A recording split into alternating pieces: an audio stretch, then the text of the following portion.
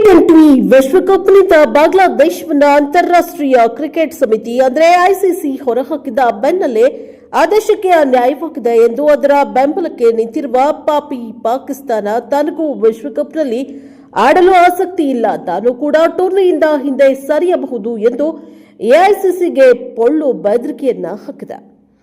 Pakistan cricket ಮಂಡಳಿಯ ಅಧ್ಯಕ್ಷರೂ ಆಗಿರುವ ಪಾಕ್ ಗೃಹ ಸಚಿವ ಮೊಹಸಿನ್ ನಖ್ವಿ ಶನಿವಾರ ಮಾತನಾಡಿ, ನಮ್ಮ ಪ್ರಧಾನಿ ಶಹಬಾಜ್ ಶರೀಫ್ ದೇಶದಿಂದ ಹೊರಗಿದ್ದಾರೆ.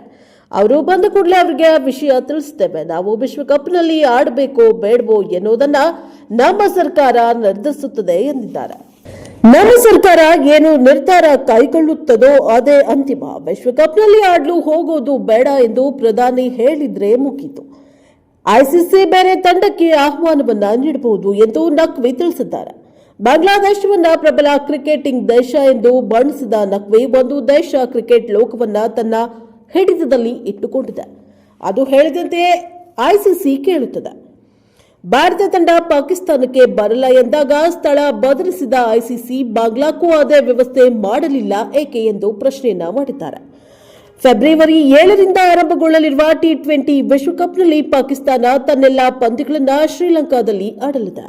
ಒಂದೊಮ್ಮೆ ಪಾಕಿಸ್ತಾನ ವಿಶ್ವಕಪ್ನಿಂದ ಹೊರಗುಳಿಯಲು ನಿರ್ಧರಿಸಿದರೆ ಆಗ ಐಸಿಸಿ ರ್ಯಾಂಕಿಂಗ್ ಆಧಾರದಲ್ಲಿ ಉಗಾಂಡಾಗೆ ಟೂರ್ನಿಯಲ್ಲಿ ಆಡಲು ಅವಕಾಶ ಸಿಗಲಿದೆ. ರ್ಯಾಂಕಿಂಗ್ ಪಟ್ಟಿಯಲ್ಲಿ ಉಗಾಂಡ 21ನೇ ಸ್ಥಾನದಲ್ಲಿದೆ. ಇನ್ನು ಶುಕ್ರವಾರ ನಡೆದ ಸಂಜೆ ಐಸಿಸಿ ಸಭೆಯಲ್ಲಿ ಬಾಂಗ್ಲಾ ಪರ ಮತ ಹಾಕಿದ್ದು ಪಾಕಿಸ್ತಾನ ಮಾತ್ರ. ಇನ್ನುಳಿದ 14 ಸದಸ್ಯ ರಾಷ್ಟ್ರಗಳು ಬಾಂಗ್ಲಾದೇಶ ಭಾರತಕ್ಕೆ ಹೋಗದಿದ್ದರೆ ಹೊರಹಾಕುವುದೇ ಸೂಕ್ತ ಎಂದವು. ಇದರಿಂದ ಪಾಕ್ಗೆ ಭಾರಿ ಮುಖಭಂಗವಾಗಿದೆ. ಇದೇ ಕಾರಣಕ್ಕೆ ಬಾಂಗ್ಲಾಗೆ ಅನ್ಯಾಯವಾಗಿದೆ, ಅವರ ಪರ ನಾವು ನಿಲ್ತೇವೆ, ನಾವು ವಿಶ್ವಕಪ್ನಲ್ಲೂ ಆಡಲ್ಲ ಎಂದು ಹೇಳುತ್ತಾ ಪಾಕ್ ತನ್ನ ಮುಖ ಉಳಿಸಿಕೊಳ್ಳಲು ಯತ್ನಿಸ್ತಾ ಇದೆ.